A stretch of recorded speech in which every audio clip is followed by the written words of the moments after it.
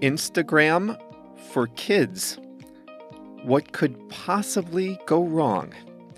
Hi there, everyone. I'm Jeff, and this is Plain English, where we help you upgrade your English with current events and trending topics. JR is the producer, and he has uploaded this full lesson, number 409, to plainenglish.com/409. In today's lesson, we are talking about Facebook's internal initiative to develop a version of Instagram just for kids under 13. Remember, Facebook owns Instagram. Well, the kids' version of Instagram is on ice for now. On ice means it's been paused. That's the topic of today's lesson. The English expression we'll review today is geared toward, and JR has a song of the week. Let's get going.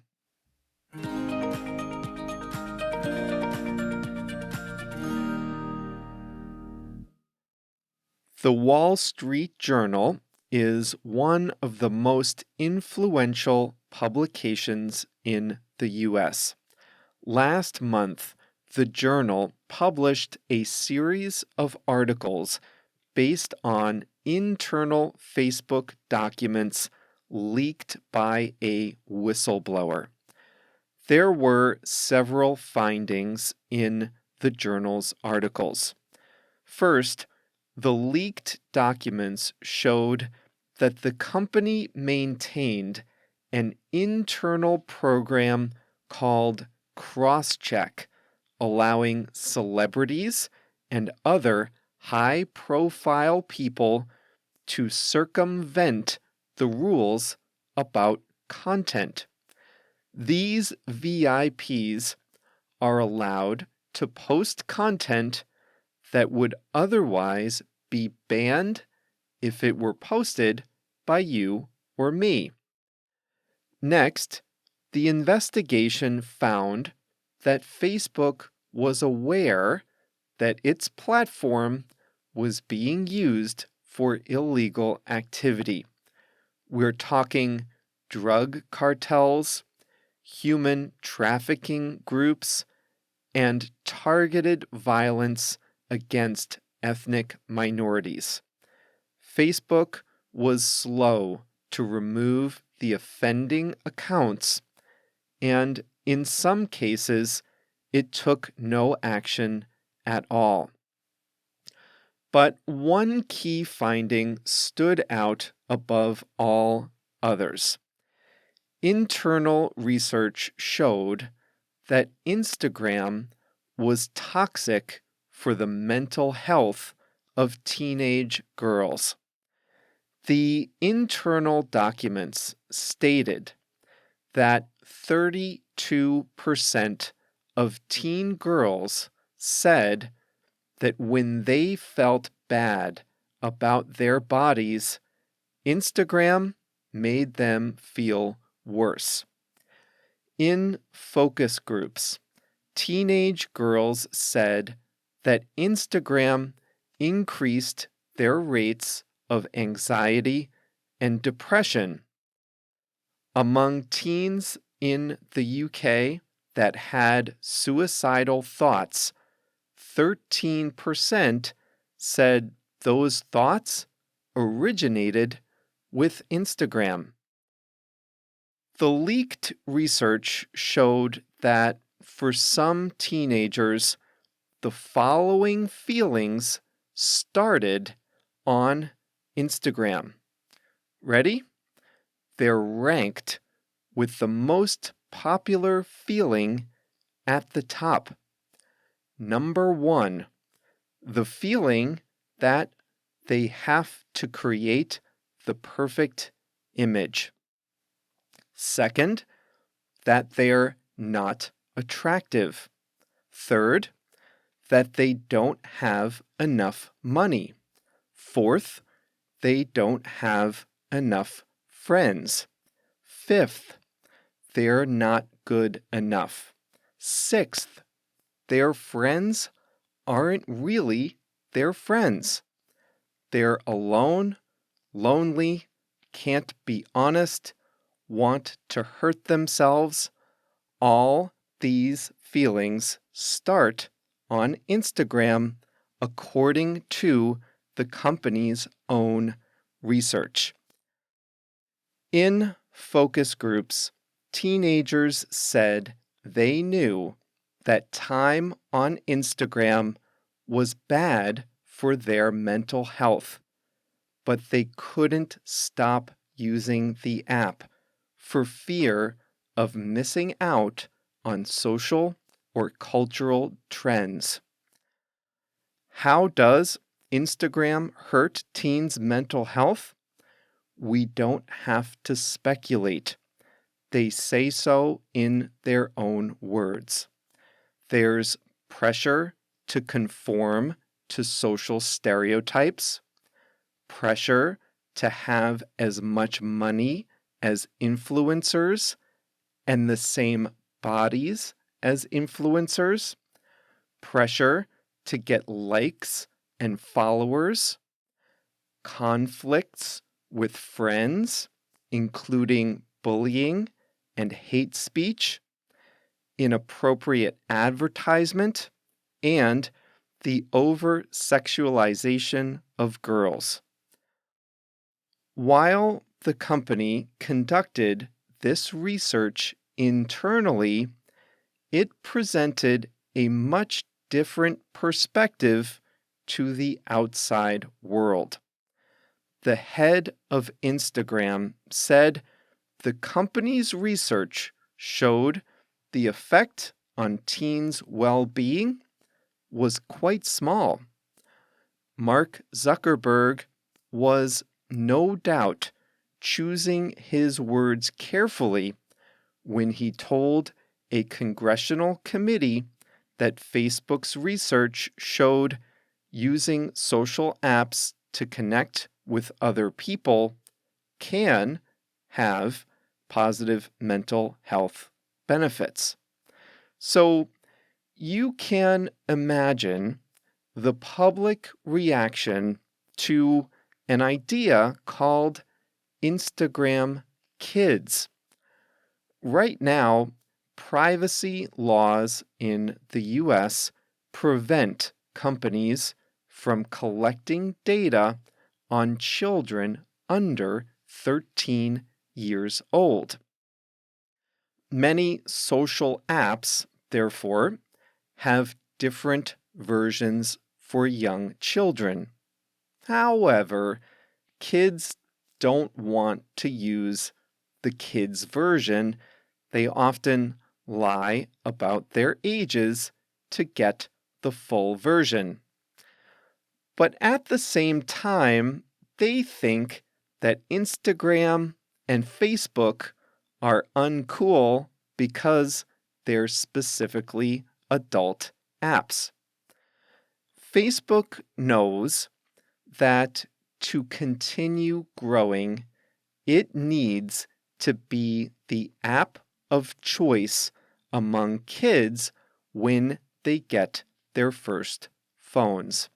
So, Facebook wanted to create an app that would be geared toward the youngest kids.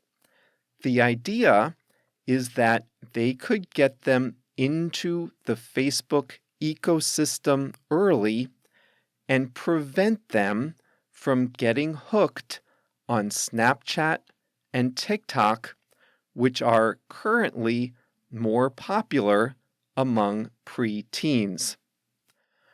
The Wall Street Journal articles seem to have put a stop to all that.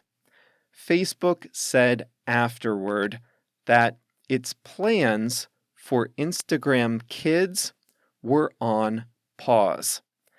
The company said it would instead focus more time on enhancing teen safety and parental supervision in its existing apps. In response to the articles, a U.S. Senate committee called a hearing on the topic. Senators were not pleased with the idea of Instagram Kids. One senator said his office even created an account pretending to be a 13-year-old girl. They followed accounts associated with dieting, and within a day, they were inundated with accounts promoting self-harm and promoting eating disorders. 2 senators are now reintroducing a law that would strengthen protections and prohibit some features for kids under 16. Other committees might revisit the argument that Facebook is a monopoly and should be broken up. But the most damaging comments from the hearing came in the form of a simple comparison. Several senators compared Facebook's current situation to that of tobacco companies decades ago. They say that Facebook knows its product is harmful, but is aggressively pushing it on younger and younger users to get them hooked early and for life, just like tobacco companies used to do. It's not a perfect analogy, but it doesn't have to be. The fact that Facebook is being compared to a cigarette maker is enough to confirm that Facebook is in real trouble. Facebook sent a relatively low-level executive to be interviewed by that Senate committee. She didn't make much news during the hearing. There are a few points in Facebook's favor that I should mention. First, kids lie about their ages to get on the adult version of Instagram. Facebook argues that a kid's version would steer young users toward a version that has greater protections in place and better parental supervision. Surely that would be safer than having under 13s on the main app. Second, they defend doing and having the research regarding the effects on teens. They say that doing that research is necessary to make improvements to the platform. They also say they're exploring several alternative options.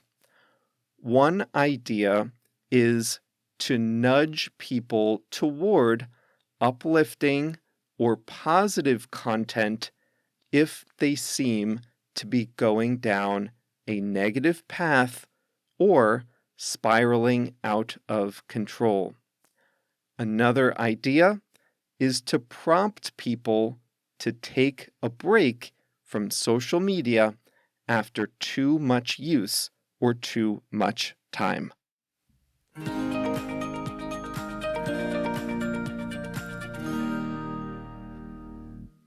A few weeks after the articles were published, the person behind the leaks revealed herself in a television interview. She had been part of the civic engagement team that was in charge of monitoring and managing content around the 2020 American election. Her team was disbanded, and she thought Facebook was putting its priorities in the wrong place. She said Facebook was misleading the public, and she gave a financial regulator documents that she says proves her case. The next day, Facebook, WhatsApp, and Instagram all suffered an outage for most of a business day in the Americas and the evening in Europe. It was the longest outage in a long time for a large internet company. Some people thought it was a hack, but it appears it was a technical error. The apps were back up after going dark for about 6 hours, and we'll talk about that in a lesson next week.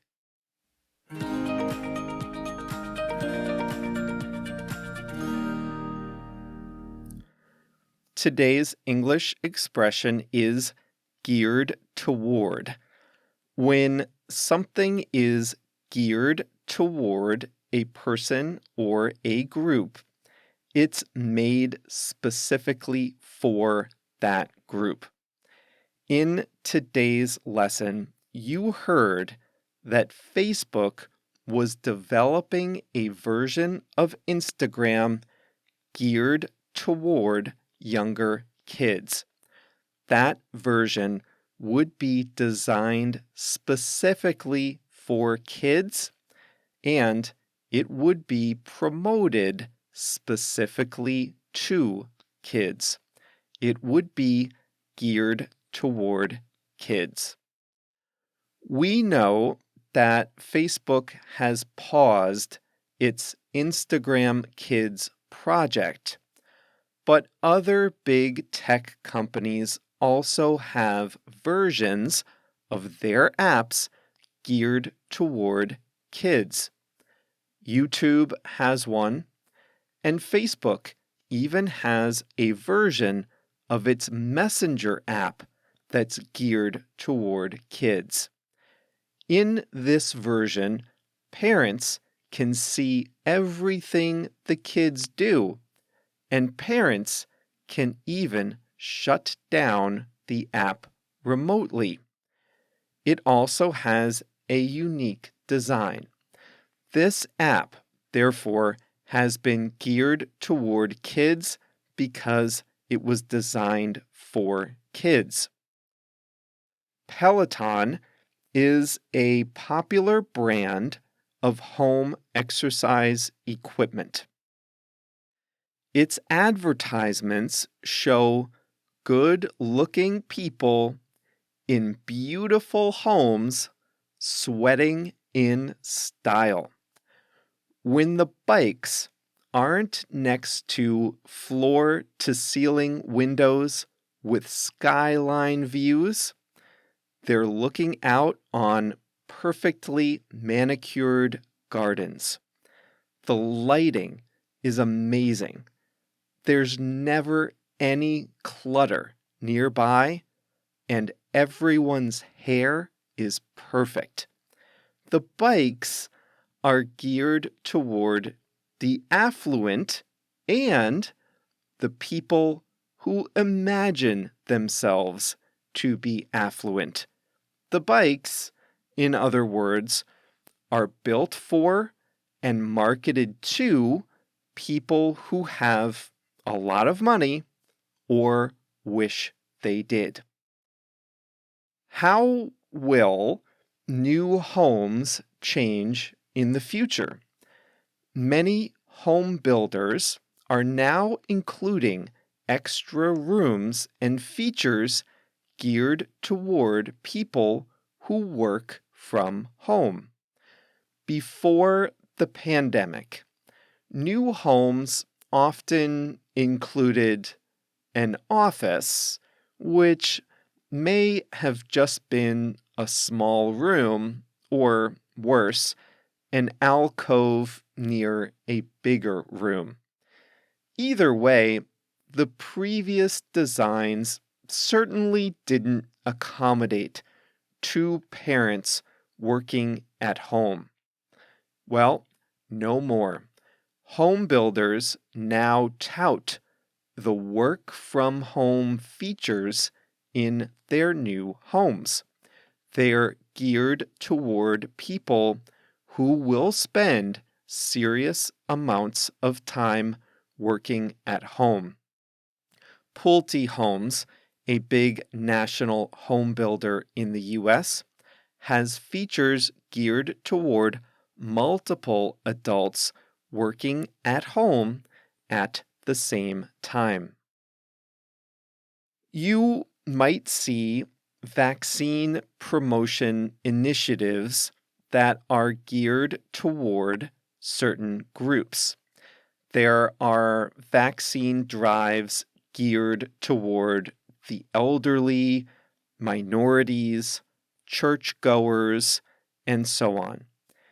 Anyone can get a vaccine at these events, but they are often geared toward certain groups. This means they're intended to serve or intended to reach those certain groups.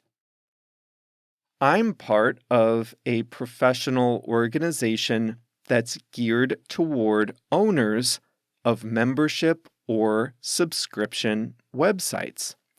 Sure, there are people in the organization that don't even have online businesses, but they are the exception.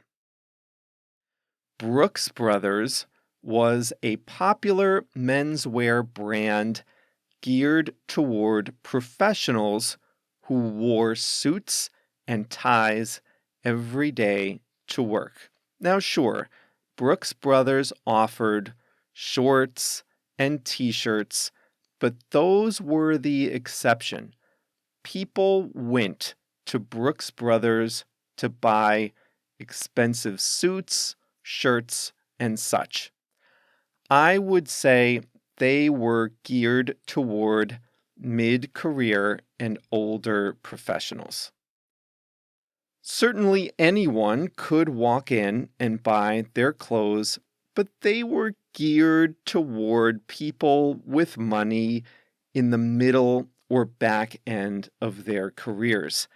They were in trouble before the pandemic, but they went bankrupt last year. Now, they're aiming to change their look and start again. Their new designs are geared toward people who wear a mixture of outfits, from the formal to the more informal. Where do younger, more stylish professionals get their suits? Suit Supply is a Dutch company with stores around the world. Their suits are geared toward younger professionals who are willing to take more risks with their wardrobes. I have a few suits from Suit Supply, but I stuck with the more traditional looking suits in their collection.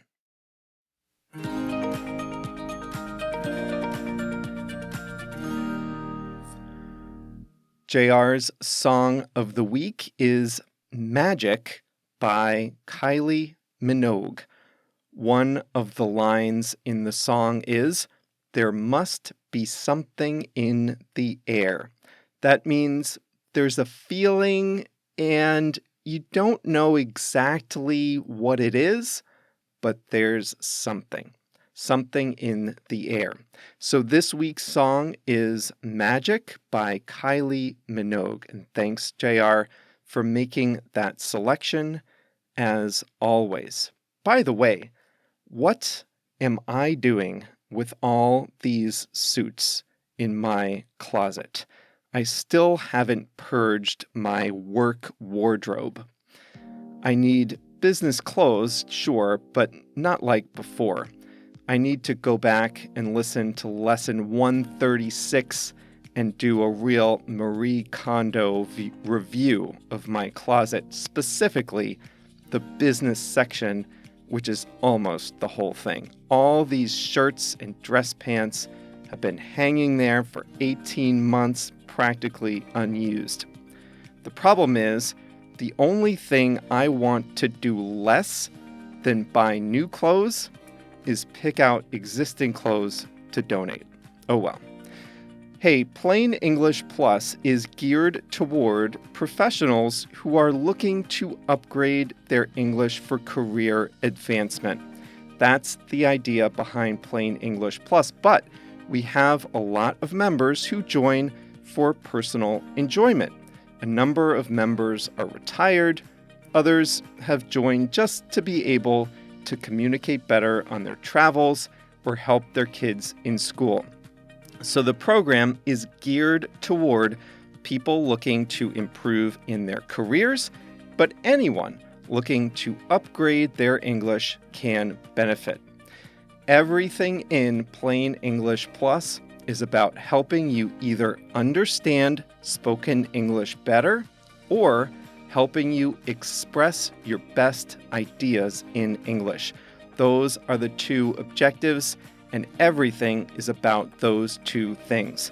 Understand what's being said and communicate your ideas clearly.